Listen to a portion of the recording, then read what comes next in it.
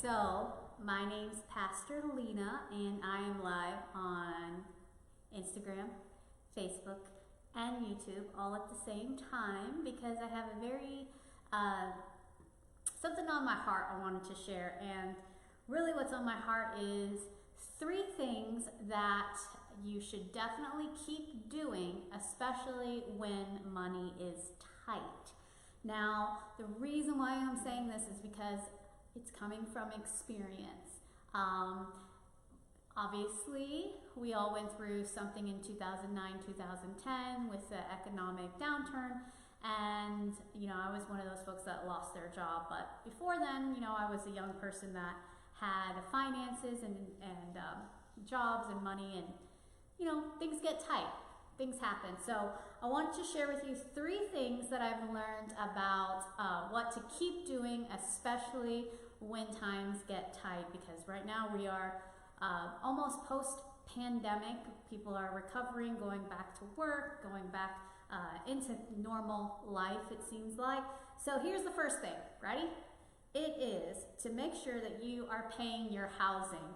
So make sure that you are staying current on your rent, on your mortgage. I know it can be tough. Say you have a $1,500 rent and maybe you only have $500 to pay rent because you pay, you do gigs, gig working, you do commissions, you work here and there or on the side, or you just lost your job completely or you're furloughed. Make sure you stay current on your housing. In Florida, we have the governor, he had signed this thing saying basically they're not going to do evictions until starting June 2nd. So that people are taking that as, well, that must mean I don't have to pay my rent because the governor's going to let them evict me. But that is actually not the case at all. They can still go ahead and evict you. So please make sure that you are paying your mortgage, you are paying your rent, you're making arrangements and calling them, and not just skipping it thinking that there's some exception, law, or rule that exempts you from it. What we saw happen in 2009, 2010, and I'm saying this because I've checked with realtors, I've checked with financial experts on this. It will catch up. Companies have different rules. Property managers have different rules as well for rent payments being late and how they want to collect that. So don't skip it. And I also want to say, don't pocket and dodge your housing payment. What also tends to happen is people say, hey, I'm not going to be able to pay my rent and mortgage, so I'm just going to be up on out of here. So let me just pocket the money I do have and just stash it away for later. And the reason why, as a Christian, you definitely don't want to do that is because in Galatians 6:7 it says this: God is not mocked.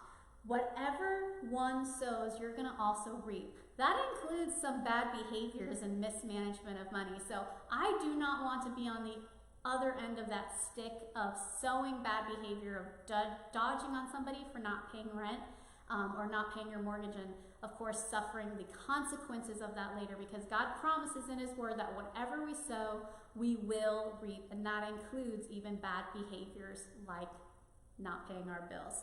So that is my first piece of advice to keep doing when times and money get tight. My second suggestion is this: make sure that you stay current with your insurances.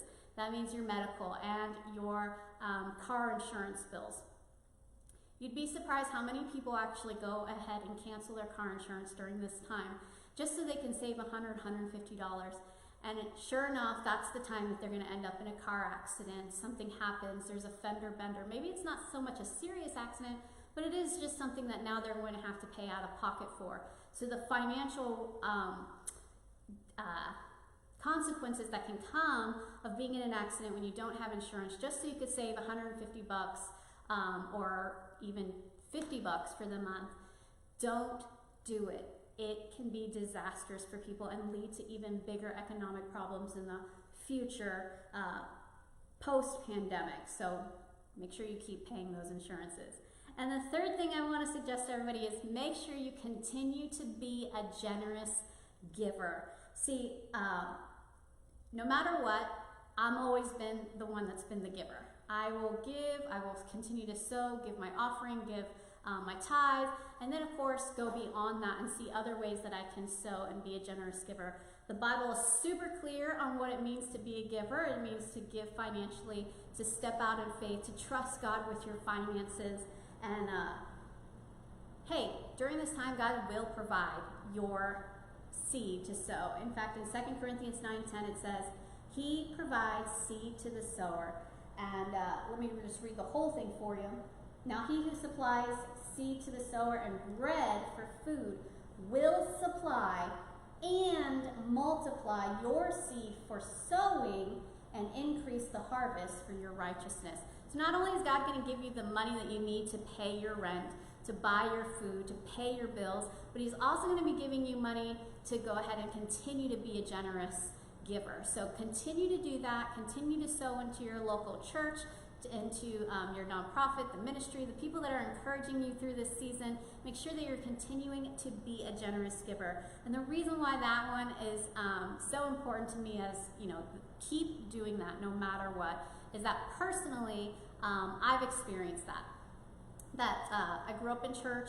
I've always loved to give financially, tithes and offerings, but there came a point in my life where I was actually in my going and getting my master's, and I was working a part-time job. I was working for a wedding videographer, editing videos for him, and I was making maybe about $1,500 a month as a part-time job. I was also an intern for a ministry and going to school. So I had expenses, and I didn't have a very good paying job, but no matter what, I kept giving. So money was tight. I kept sowing. I kept just being generous with whatever I had to those around me. If it meant buying somebody lunch, did that as well. But I started asking God, Lord, I just won't be able to get by, but I want to be able to thrive. I want to be able to save up for the car that I want and not just pay the bills to just get through this time. And I believe it was because I was faithful in being a generous giver during that season when money was tight, that God was able to bless me with the job that I ended up getting. And it was a total miracle. I actually applied for a part-time job at a news station to be a video editor. Yes, so I'm editing wedding videos Monday, Tuesday, Wednesday, and I'm thinking, hey, let me spend some time editing news videos for a local news station. I go in for the interview, I sit down with the hiring manager, I do my little video editing test, and he comes in and he says, clearly you are qualified for this job. Like, this is a no-brainer for me. But I'm just wondering why you didn't apply for the news producer position that we have posted. And I looked at him and I said, well, it's because I'm in school right now and I just don't want to,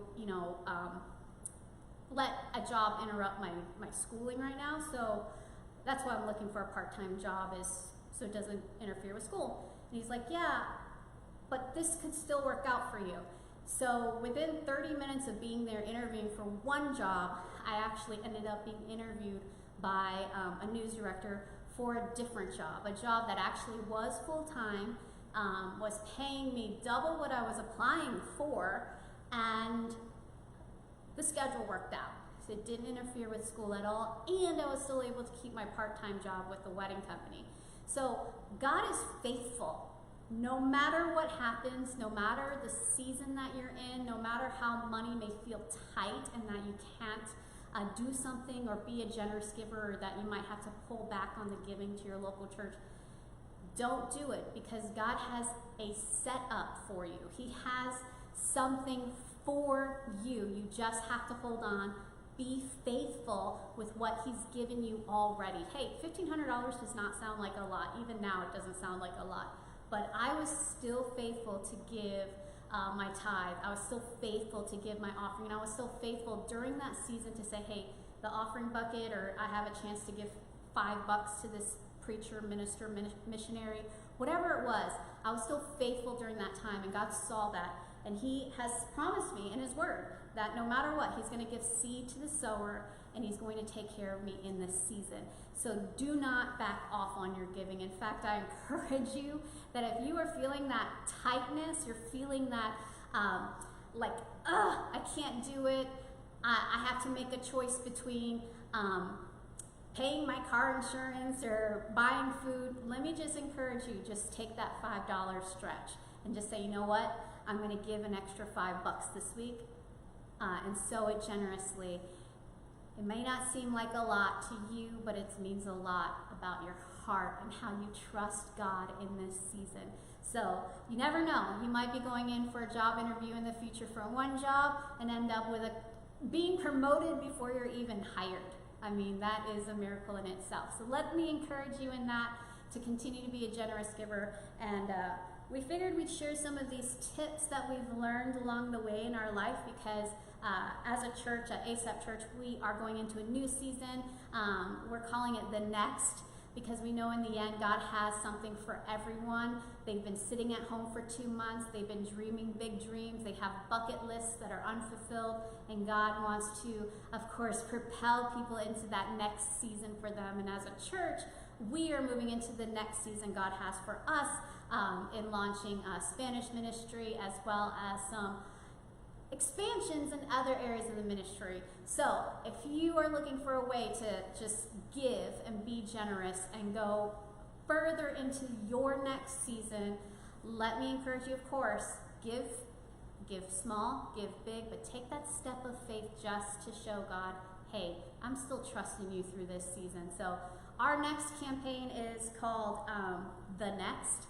And you just text the word NEXT, N-E-X-T, to 813-563-9201 if you want to sow into that campaign for ASAP Church. We're moving into the next season, launching of this Spanish ministry, and we are, of course, being generous givers in the meantime to get us there. So that is all I have for today. Tomorrow I am going to share with you 3 tips to quickly get $50 to $100 back into your account without getting a second job. So we're going to look at ways that you can cut some spending that are very simple, very easy to do, maybe a couple phone calls or doing absolutely nothing whatsoever, and you'll still be able to get some more money back into your pocket during these times when money seems a little bit tight. So love you guys. Can't wait to see you all again in person. And if you are watching from afar, let me just say we love you as well. And hopefully we can see you in person at some point in the near future. All right.